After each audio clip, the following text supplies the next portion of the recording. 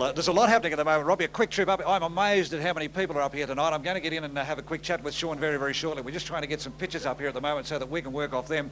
But we're just going to pan across and let you have a bit of a glance at some of the people up here. Give them a wave at home wherever you are on Channel 31 tonight.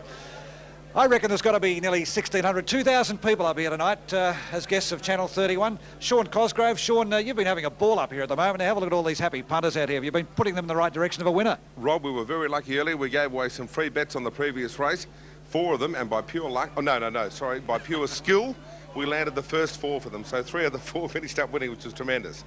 Well, just having a look at the smiling faces here at the moment, I still think we can get plenty of winners for them later on tonight.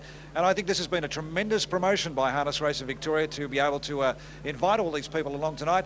And the pleasing thing, you don't have to get dressed up. There's a few here in T-shirts, dressed in nice, comfortable gear.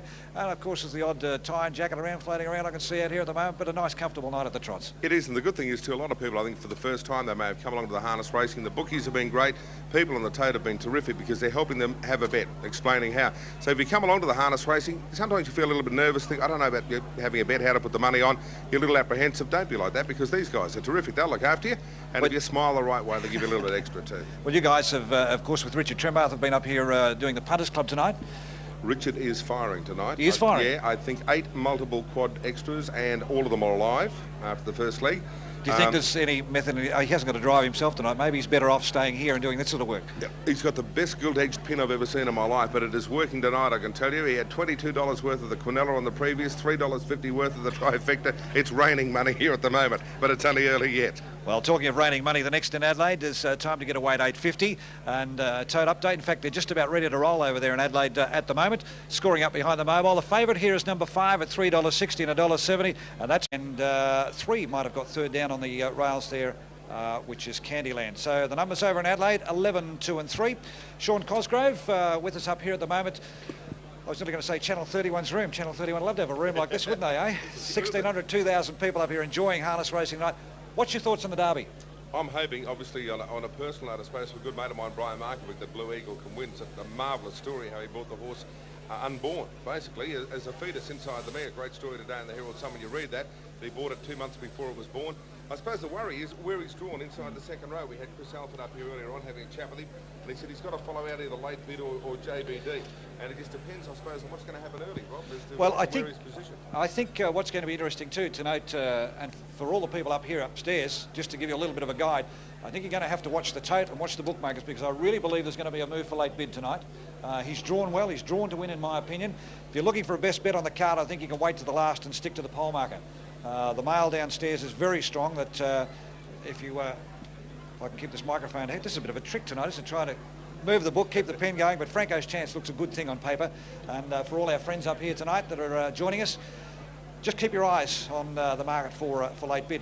Good each way value too. There's a horse that ran in the heats last week, Sean. I don't know whether you watched. A horse called Beefy T. Was a nice little run. Had a chance to run down the leader, but I just think was only out here about 5 days before he came into the valley from New Zealand. And I just mentioned downstairs to a couple of my colleagues earlier on, just came back from the track just a little bit big across the rump, and I think will be well suited by that run. Interesting, he's drawn outside Blue Eagle too, so it'll be fascinating to watch those two when they go early. Well, we wish Brian Markovic good luck, really do. So it's going to be a great race, the Derby, and of course we've been spoilt by these very smart 2-year-olds we've seen going around tonight as well. Like, if they said we'll drop any one of them off for you, you'd take them, wouldn't you? Well, look at little Karen Manning just beforehand with that horse. A $500 buy, and we were having a bit of a laugh down there before when Robbie posed the question to her, what made you buy the horse? And she said nobody else wanted it. Isn't that amazing? But just goes to prove the luck of the game. You can walk past a horse and think they wink at you, so that'll do me, I'll buy that, and you finish up in luck. But as we said, I just find it a great story with Brian with Blue Eagle. I hope the horse wins for him tonight. Interesting point Chris Alford made too is that he's drawn inside there. He seemed to think that the horse might be a little happy at being able to get out and be outside horses, or either in front or outside.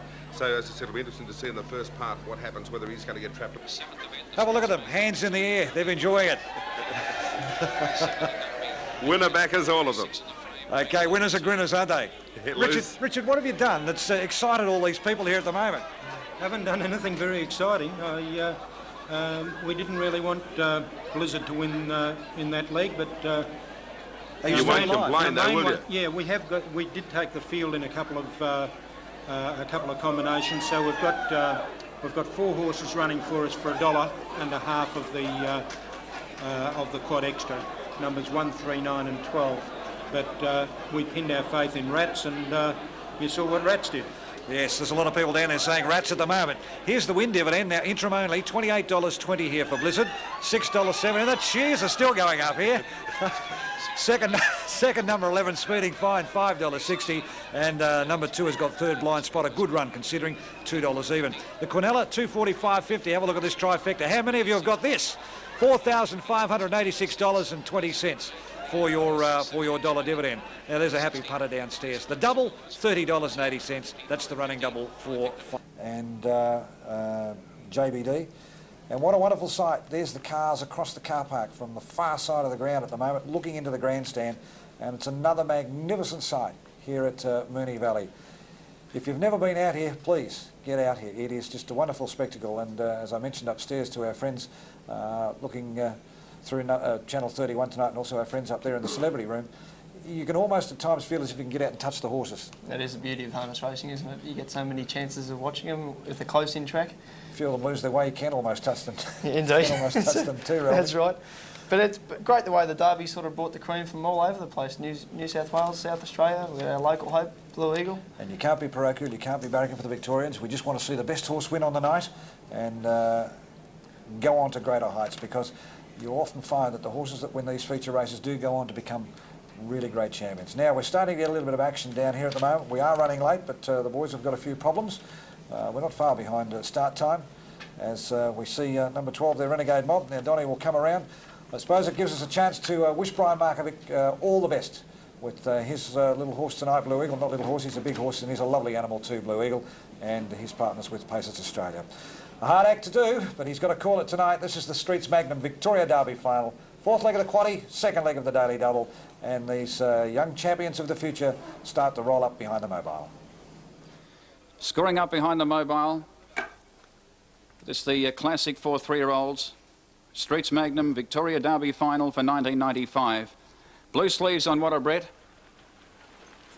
As they come up, the favourite late bid, he's had good late support from Blue Eagle.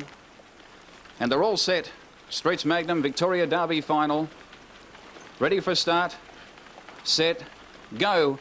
Late bid goes away okay, but can't lead. Keep it up goes away quickly with JBD. Galloping shortly after the start is Fascinator. He's out the back. Blue Eagle will settle down fourth last. JBD driving through, trying to keep out. Keep it up. Blanton gets to third. 5 metres away on the outsiders. Rifleman fourth. Then late bid 6 metres away from the rail. His outsiders Beefy T. Renegade Mob back in the field. Went for a gallop going past it in Turner's Bastille Beggar. Blue Eagle about 12 metres away. 8 metres away Scotty Wiper.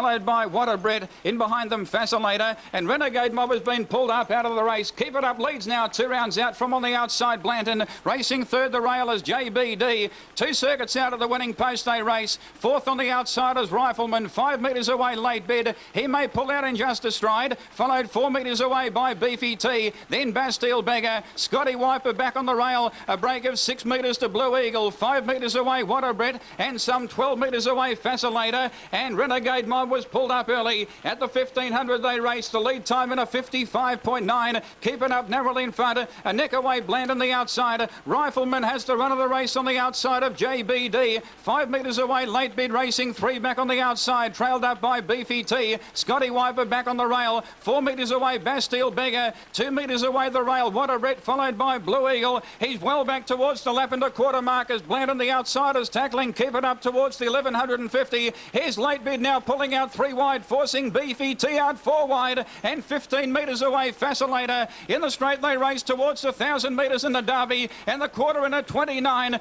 Bland on the outsiders tackling. Keep it up 4 metres away. Late bid now peeling out 3 wide. In the centre is Rifleman having a nice run, followed by JBD on the rail. Bastille Beggar now pulling out, followed by Scotty Wiper. Then Beefy T. Blue Eagle between runners, followed on the inside as they turn out of the straight by What a Bread, and 6 metres away Fascinator. Fascinator out of the straight towards the 650. Second quarter in a 30.5. It's almost a line of 3. Late bit out 3 wide is tackling Bland in the centre. Bland drew a neck in front. Late bit on the outside is coming in after him. Keep It Up is gone. Bastille Beggar pulls to the outside. In behind them came Rifleman getting out, followed by Beefy T. Blue Eagle badly needs a run, followed by JBD. Then Scotty Wiper. Well back in the race came What a Brett, and 6 metres away back of the tail is Fascinator. Around the turn towards the 250. Third quarter in a 30.2 in the Derby, and Bastille Beggar on the outside reached the lead. Late bit is under pressure. Blue Eagle in behind them, still needing a run. Now he's about to get out towards the 150. Bastille Beggar hit the lead.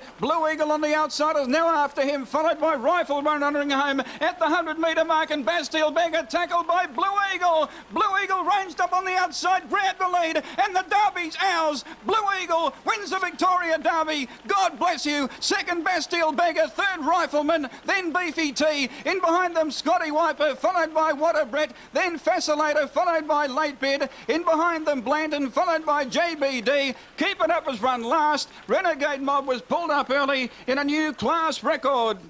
And the Derby's yours, very much so, Brian Markovic. Congratulations.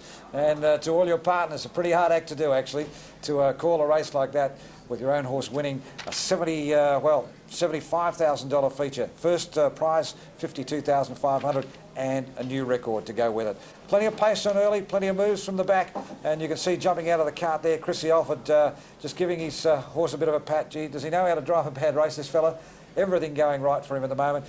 Saw a little bit of daylight here. Looked like it was going to be a real turn-up as we saw Bastille Beggar get to the front here. Late Bid was gone.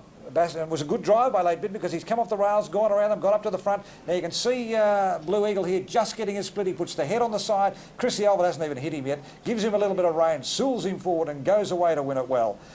Congratulations, Blue Eagle. He certainly put the writing on the wall with a great win in Tasmania, and then a scintillating victory here last week, a sub 2 minute behind Blanton and Scotty Wiper. Not behind, beating Blanton and Scotty Wiper. And tonight, following up on that good form, he was just sitting back there smoking the peace pipe, Chrissy Alford, being congratulated. There's a great scene. Racetrack. You can see the clerk of the course coming up there and shaking the hand of Chrissy Alford, congratulating him. It's tremendous. It was a great drive, as you said, and he got into a little bit of trouble in the turn out of the straight the last time, but he got his way out of it again, didn't he? Well, we thought we locked wheels. We'll get a chance, yes. He and Beefy T seemed to lock wheels as they got out of the straight before. Michael Langdon had come out 3 wide to make a little bit of a run, then another horse came out in front of him and then got left out there, unfortunately, and was still boxing away there on the turn. But geez, a lovely fellow, this Blue Eagle. Paces Australia, the manager, of course, being Terry Henderson, and the owners Ian Cleland, Derek Notley, and I'll let you get your tongue around that one. The next, my apologies to him, I think it's Carvanaris. Yeah. Carvanaris, that'll do, and B. Miller, and of course B. Markovic in amongst that that group as well.